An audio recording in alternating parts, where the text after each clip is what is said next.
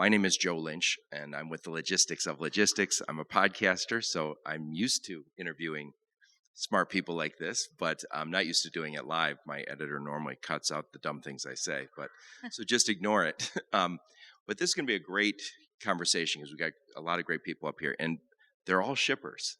And there's a lot of logistics people at this conference, and they always want to understand, what do the shippers think? We're going to learn that today. And I think sometimes in the logistics community, we think our tech is great and don't worry about it, everything's great. We'll hear from the shippers if that's actually true. So I'm going to ask the team here to introduce themselves, starting with Chris. Yeah, hi everybody. So Chris Groves, I oversee fulfillment for Best Buy. We're a electronics company, world's largest, do about $50 billion in business, and about 35% of our business actually do through e-commerce. So just happy to be here, and thank you. Hi everyone, Julia Bedanova. I'm the CEO of $1 Million Baby Co. We do baby furniture, 7 different brands that range from a very affordable crib you can buy on Amazon to the Chanel of baby cribs that all the celebrity babies sleep in. And thank you for having me. Very excited for this conversation.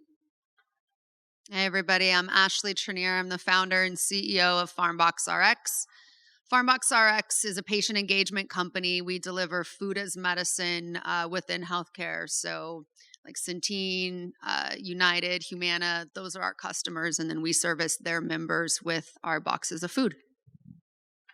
Awesome. Hi, everyone. I'm Jen Kobus. I'm Vice President of Transportation at Ulta Beauty. Ulta Beauty is a beauty omni-retailer with over 1,300 stores across the U.S. Excellent. Excellent. We got a great team here. So I'm going to start with this time, Jennifer. So over the last few years with COVID, it seems like everything changed. And the changing expectations of the consumer, it seems like the bar just got higher and higher. How have you and your company dealt with that? I think that's a great question. It definitely has changed, to your point, and I think the pandemic accelerated it. For us at Ulta Beauty, we've been really focused on servicing the guest at foremost and meeting them where they're at. So what does that mean? That means offering, and I'm sure many of you have seen this with other retailers, but offering curbside pickup, really accelerating buy online, pickup in store.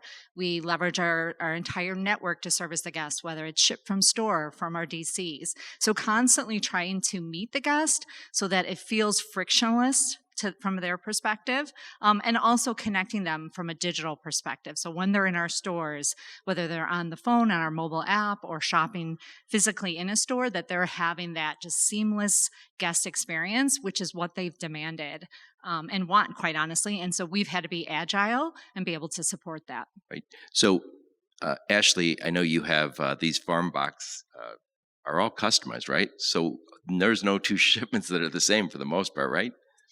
Well, some of them are the same, right? It depends around their chronic condition. So around, diabetic member, we'll get things that don't have, starchy vegetables, things like that. But I think the biggest piece is that it's living, right? It's not a book. It's not a pair of sneakers. It is something that will die in transit if it doesn't make a line haul, right? So we have to get ahead of that. And one big thing we learned in COVID was the network was completely bogged down. It could take, 7-10 days. And so we really began utilizing line haul and line skipping. And so now we freight into different, FedEx hubs across the country from our different DCs. Our biggest thing is to just continue to get closer and closer to our members. Excellent. Julia, how does this impact you guys with the changing customer expectations, especially since COVID? Yeah, it was interesting because pre-COVID, the expectations were increasingly fast. I need my crib tomorrow. But during COVID, all the furniture was out of stock. And so the expectation actually dramatically shifted. And what they really cared about was that the ETA was accurate, right? It's such an emotional purchase. It's such a critical purchase, shopping for your nursery, that for customers, they were willing to wait for that right crib for 6 months at a time. So for us, it's been all about getting the expectation right and communicating when there's an unforeseen exception happening, and keeping the customer updated. So I would say just getting super clear on expectations, how it's going to get delivered, when it's going to get delivered, what level of service, and then updating them with a lot of proactive exception management. So, Chris, I'm going to ask you, but I am a Best Buy customer. I always buy all my tech there. So I am your changing customer expectations. But one of the things I've observed, I will go buy a laptop there. And in the past, it was always in inventory, which was great. I didn't care. But now they say, oh, that's not in inventory. We'll ship it to your house by tomorrow. And I was like, yeah, that's fine. So I feel like we kind of have to train our customers, because now you don't want every store to carry, thousands of units that might not sell. So talk about how that impacts you guys. Yeah. So thanks, Joe, and thanks for being a loyal customer. Are you a Total Tech customer membership? No, yet? yeah. I mean, I signed up. Okay, good. I have a phone number. Good. We have a Total Tech membership program. So look it up. It's a really good deal. So as we look at our network, and same thing that Julia said around, we need to look at, during the pandemic, customers changed their buying patterns, right? Weren't going to stores. We limited store hours. So therefore shipping and fast shipping became paramount. But as we come out of the pandemic, it's all about quality. And it's all about, the one thing that it matters most is, delivered on time. That's important. You should do that. But communicate the moments that matter along the way. So if something does go wrong, there's going to be delays. There's an ice storm right now. I saw, photos of Memphis this morning, like cars couldn't get up the street, right? There's going to be delays, but just make sure that the customer knows that something's happening with your order. So we've placed a massive amount of emphasis and restructured our entire team to go after more around that order communication, because that's so important to loyalty. But at the end of the day, leveraging your entire network, it's all about convenience. So convenience sometimes means speed. So I want it within 2 hours. Okay, you should be able to do that. You want it next Tuesday between 5 and 7 p.m. because I'm coming back from a business trip and I have a laptop and I don't want it on my porch or whatever for too long. You should be able to do that. So it's all about adaptability. It's about your portfolio. It's managing your national accounts, right? Your carriers that do your service for 2,000-mile shipments, and also your local guys that go 5 miles. So for us, it's all about leveraging the physical assets, the carrier portfolio, and then above and beyond almost everything right now is customer communication. That's great. So Ashley, I'm going to start with you on this one. So businesses, and probably yours too, everybody's wanting to build and then scale their last mile capabilities. And for those of you who aren't part of it, that last mile is the most difficult and it's the most expensive. So talk a little how you've been scaling your last mile capabilities. Well, so we grew very, very quickly at FarmBox RX. So there really was no room for error, because these are government contracts that we get from health plans. And if we send bad food to a member, they're not usually just mad at FarmBox. They're mad at their health plan, which creates, a regulatory issue. If you have a complaint from a member, it goes to the Center for Medicare and Medicaid as a grievance, right? It has to be investigated. So we began to rely really heavy on a couple of things in our supply chain. Number one, we outsource all of our fulfillment of operations to Liberty Fruit in Kansas City, Kansas. I joke all the time, I'm more married to Liberty Fruit than I am my husband. We can divorce much easier than I can Liberty Fruit. But we began popping up in different distribution hubs they have all over the country, so that if one FedEx hub was overworked, and we couldn't use like laser ship or something for a last mile delivery, we could throw more volume at another distribution hub to make up for that, right? Last mile is extremely important to us because, we do, as I said, we line haul. So we line skip in refrigerated trucks to all of these FedEx DCs. But then all of a sudden, if you get to the FedEx DC and they're not ready to unload, then it can take, you can sit there for hours. So we did start utilizing laser ship, different last mile logistics in certain hubs that we have a lot of volume, like New York City, different areas in New Jersey, around Dallas. And that's become a really big lifesaver to us. But, there's still hiccups along that journey as well. It's still relatively new for everybody. I mean, pre-COVID, I don't think I even said last mile or final mile. Now everybody says it's most of our conversation. So, Julia, talk about how you guys have built and scaled that last mile capability. Yeah, very similar to Ashley. We had to diversify significantly and be thinking about different hubs for all of my different carriers. We onboarded a ton of new partners, and we do a lot of different shipments, right? A lot of it a small parcel that will go through a lot of the national carriers, but then we do a lot of LTL and white glove because again, it's furniture. So a lot of different service levels, a lot of different types of shipments. And so as we onboarded all of these different carriers, the critical part for us was having that honest conversation with them of what hubs are exceptionally excellent at this execution, right? Because most of the last mile is then outsourced, right? Like they'll do a lot of the middle mile, but a lot of the last mile, the actual delivery, the moment of truth that truly matters to the customer, is often outside of their control even. And so the questions are always, how do you control for that customer experience, that consistency? Let's talk about which hubs do you feel confident in. I'll take some of those lines, but, give it to somebody else in other places. And then the other piece is having those regular conversations and quarterly business reviews with them about, hey, this is not working. This is what we're getting for our NPS surveys. How can we fix this? So having that continuous loop and partnership with a lot of our carriers has been super critical. But the big drawback when you diversify is now you go from being fully integrated and everything's automated and beautiful and reporting is clean to now you have all of these discrete reports, processes, everything's manual, right? So that's been the biggest implication for us. Yeah. Before I forget, I should have said this earlier. You can go scan a QR code over there, I think, and ask a question of the panel here. So, last mile capability, Chris. Yeah. So, to the previous comments, it's really about just offering convenience and customer choice at the end of the day. And not everything is going to be utilized at a massive effort. So right now, one thing we don't do is we don't do scheduled parcel delivery. So we don't do that. Hey, you want your MacBook on next Tuesday between 5 and 7 p.m. And one of the things that we all have to do, right, as businesses is return on investment. What's the utilization rate? What is the customer willing to pay? What is the need versus the want? So a lot of what we're trying to do is figure out how we develop and continue to operate a very dynamic, convenient, final mile operation.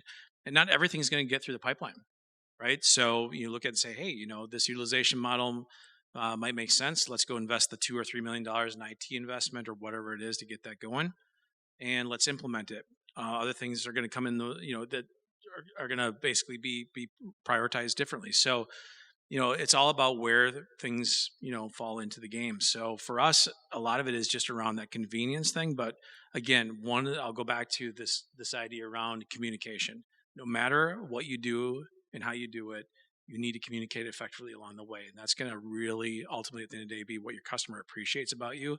So it doesn't matter if it's 2 days from now, 2 hours from now, or next week. Just make sure you're communicating along the way. And that's really where we're focusing a lot of our effort.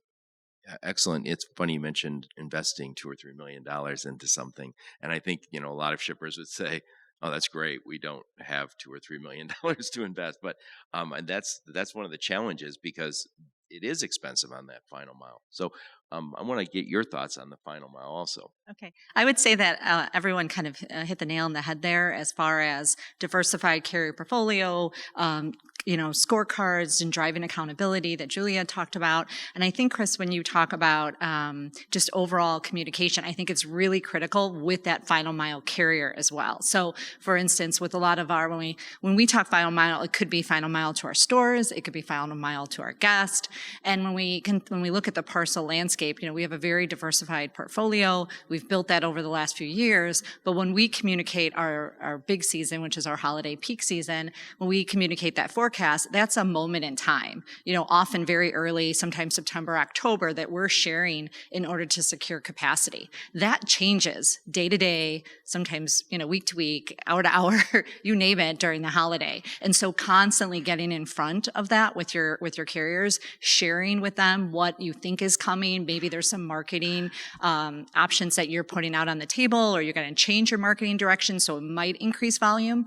All of that is really important, and it's helped us be able to deliver to our guests, which is ultimately everyone's end game. So I think communication is really important across the board. Excellent, excellent. So I want to get to the next question, which is, what technologies have shaped the way orders are fulfilled and delivered to the end consumer? Let's start with you, Julia. So we sell primarily through some big retailers like the Amazons and Targets of the world, but we also go direct to consumer, and then we also have an independent store, specialty store business. So for us, they come in a lot of different ways, but they go directly into our ERP system, and the way we manage everything is fairly automated, right? But I think the biggest challenge is always, how do you forecast for such a complicated business? Retailers may have inventory in one DC. As soon as they run out on the West Coast, now they're dipping into my inventory. And so I would say that the order management and how do we optimize the flow, also based on what carrier has the capacity and right performance to shift all of those orders there, has also been a huge endeavor and challenge for the team. Yeah, so let's talk a little with you, Ashley, about this. The same question is, what technologies are you guys using to get that product to the end consumer? So everything that she was just talking about of different DCs, what do we have in stock? I mean, we have to forecast ahead of time, apples, oranges, lettuce, things like that. But then there's another complexity to our business that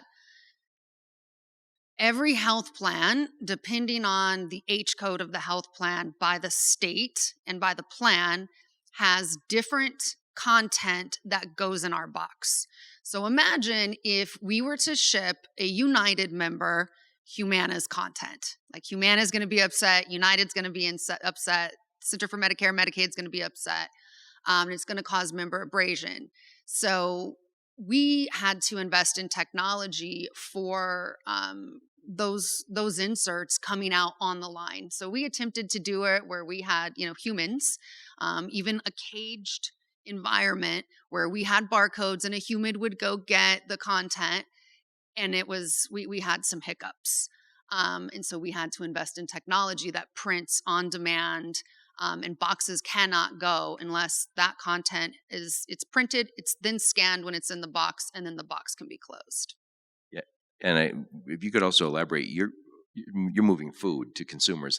Obviously, the bar is a lot higher. Right. You have compliance not only to your regular insurance, but also to USDA. government. There's a government inspector at every facility 24/7. And then, there's recalls, right? So we've all heard of the listeria outbreaks, things like that. Like we have to track that. So we know whoever's boxes are going out for this health plan, we trace that back to where the food has come from, literally to the crop. In case there's any type of, sickness that comes or disease that comes to that crop, that we can notify the member in the health plan. So, Chris, why don't you elaborate on what you guys do technology-wise for that final mile to the end consumer?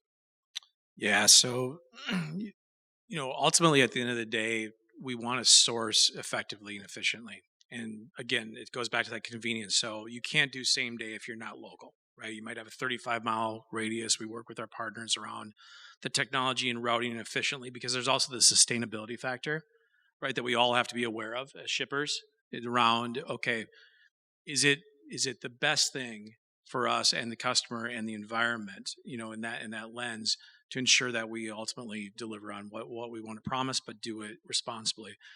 But we've invested hundreds of millions of dollars in technology upstream in our warehouses, not only for final mile e-commerce around the country and a lot of expanded assortment, but also our replenishment into our stores and doing it as efficiently as possible.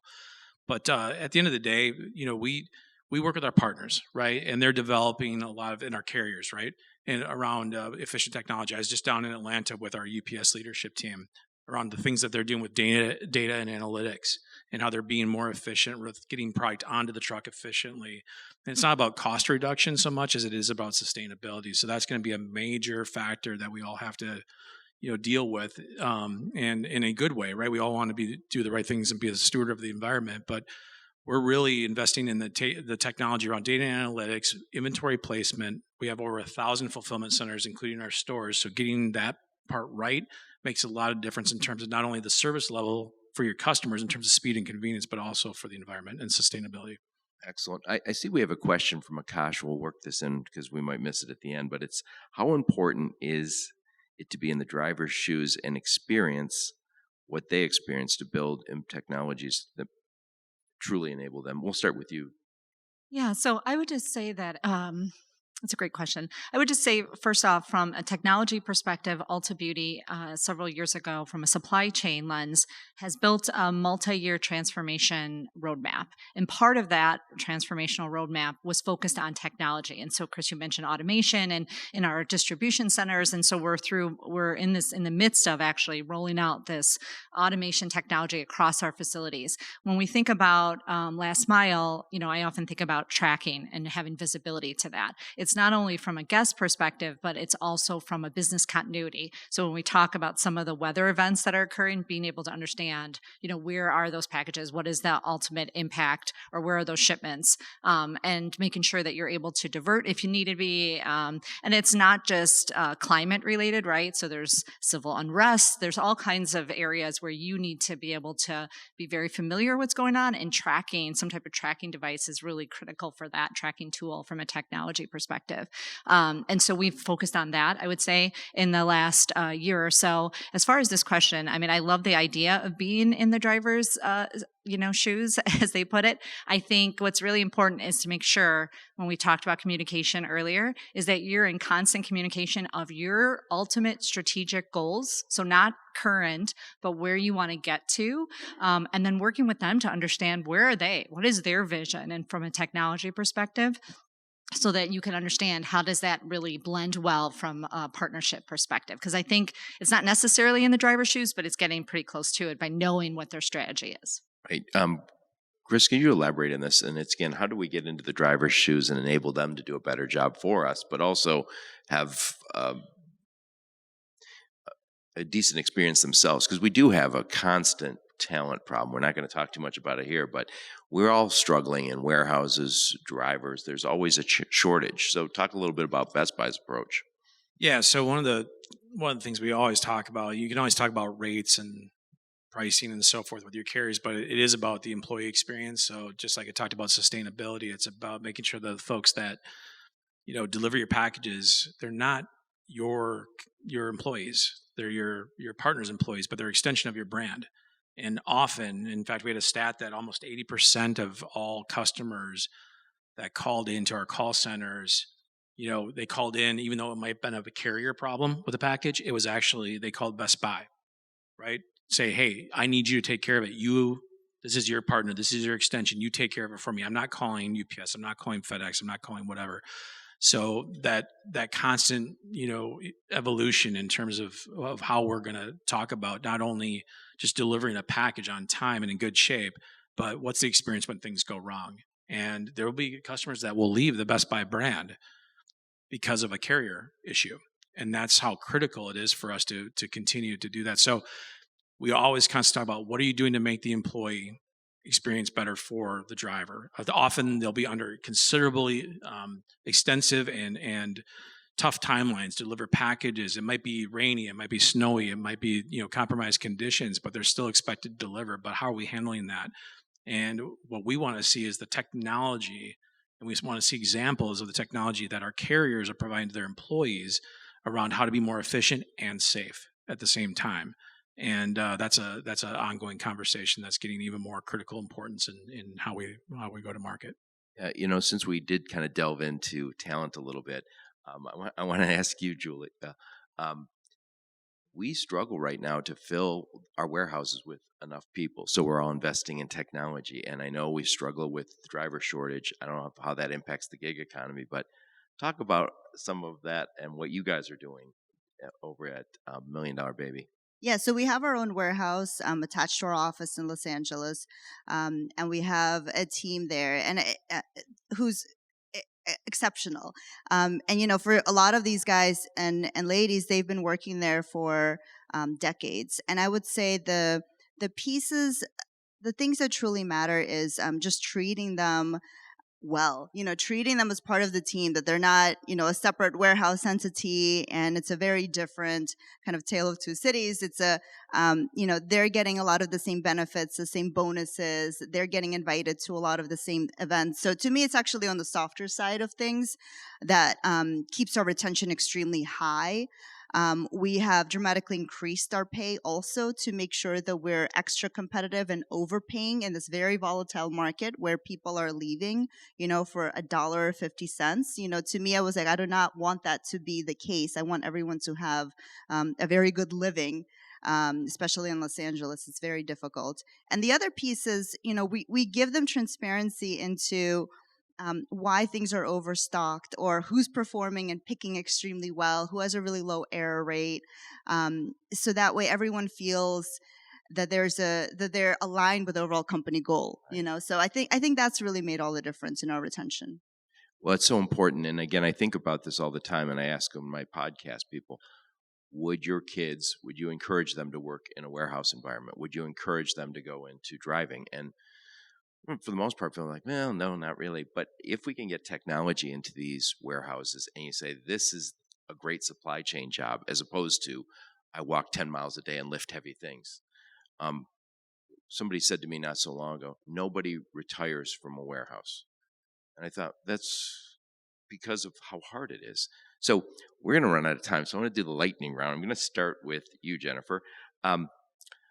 What do companies need to prioritize in 2023? That's a big question. That is. I would say my recommendation, obviously anybody in supply chain last few years, it has been crazy mad from a pace perspective. And we have really amazing agile supply chain teams that are dedicated, but, a couple years into it, they're tired, to be quite honest with you, they're tired. And so from a prioritization, I would say that this year should be the focus of prioritization of projects and workloads and what is really critical. Because if you don't, you're just going to lose that talent that we were talking about, because a lot has gone in the last few years. And so that would be my. Yeah, we scrambled during COVID, and I think it was exhausting with a lot of people with kids at home and working remote. There was a lot to get used to, but we still had so much to do. So, Chris, you're next. What should companies prioritize in 2023?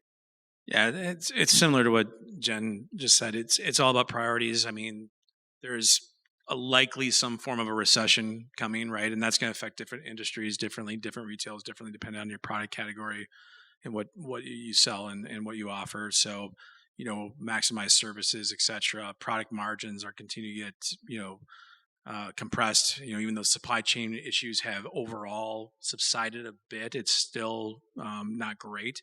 So a lot of it is just prioritizing and making sure that you know what you're doing and you know what you want to do for your customer, and making sure that you're investing. So if you're not automated, if you have the resources, get automated, because the labor market's not going to get any easier. If you don't have the resources, then try to find efficient ways that you can operate your model so that you're at the end of the day, you're making sure that your employees are appreciated and the hard work that they do, because it is a competitive environment. They can go elsewhere. So take care of your employees. The warehouse jobs, the driver jobs are hard. So ensure that you take care of them, make them feel a part of the team, make them feel part of the strategy and the culture, and ensuring that ultimately at the end of the day, they're part of the success story. So, really where we're going is start with the customer experience. You do have to prioritize. You're not going to be able to do everything you want, because you do have to prioritize, but just have a clear definition of what you want to do for your customer, understand what your customer expects of you, and constantly being adaptable, and just, go after it with confidence. Ashley, I think you've got the last question here. So what do you prioritize for 2023? Pretty much what everybody has said. We're prioritizing our team. We're very fortunate that we're not facing any layoffs. We're growing. So we're prioritizing, our tribe that we call them. I'm the least important person at FarmBox RX. Most important people are the ones that pack our boxes, our member service agents that answer the phone and, are the first person and the only person that the plan member gets to talk to. So we're prioritizing our call center and those member service agents, because it's the customer experience for those members we have the privilege of serving. Excellent. Well, I really appreciate it. This flew by. Thank you so much for all of your your great answers. And thank you so much for Manifest. This is a wonderful event. I've really enjoyed myself so far. My feet hurt, but that's okay. And thank all of you for staying and listening to us today. Thank you.